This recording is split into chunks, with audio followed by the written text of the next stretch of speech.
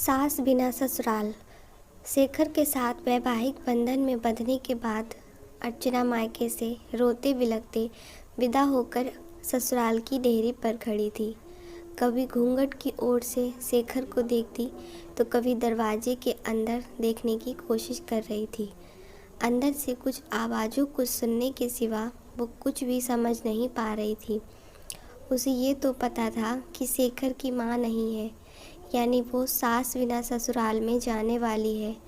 काफ़ी देर के बाद कोई भी गृह प्रवेश के लिए नहीं आया तो उसने शेखर की तरफ आशा भरी नज़रों से देखा, क्योंकि वो खुद भी काफ़ी थकान महसूस कर रही थी।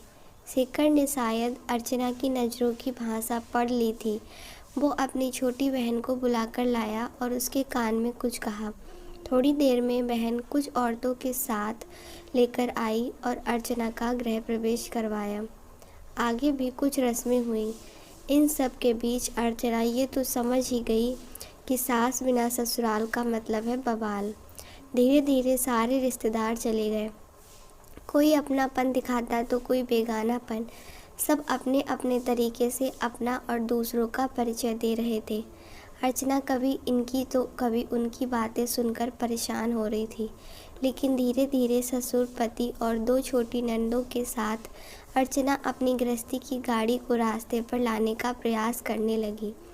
पति का प्यार, ससुर का दुलार और छोटी ननद का स्नेह अर्चना को कब अल्लड़ लड़की से जिम्मेदार गृहिणी बना दिया, वो खुद भी नहीं समझ पा रही थी।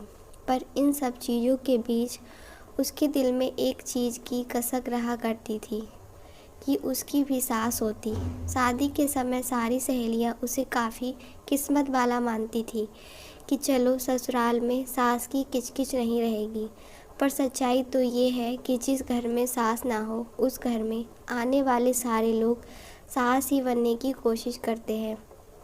अर्चना भी इस बात को समझती थी, तभी तो दिल ही दिल में फैसला कर चुकी थी कि वो अपनी बेटियों की शादी सास बिना ससुराल में नहीं करेगी।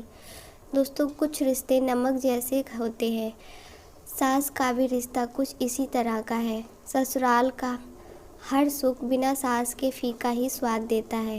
ये कहावत भी सही है कि सास गले की फांस होती है, जो ना निगली जाती है ना उगली जाती है, पर इनका रिश्ता काफ़ी ख़ास होता है। दोस्तों, आपको ये वीडियो कैसी लगी हमें कमेंट करके ज़रूर बताइए। चैनल पर नए हो तो चैनल को सब्सक्राइब कर दीजिए। वीडियो अच्छा लगा तो लाइक और शेयर जरूर करिएगा। वीडियो को लास्ट तक देखने के लिए धन्यवाद।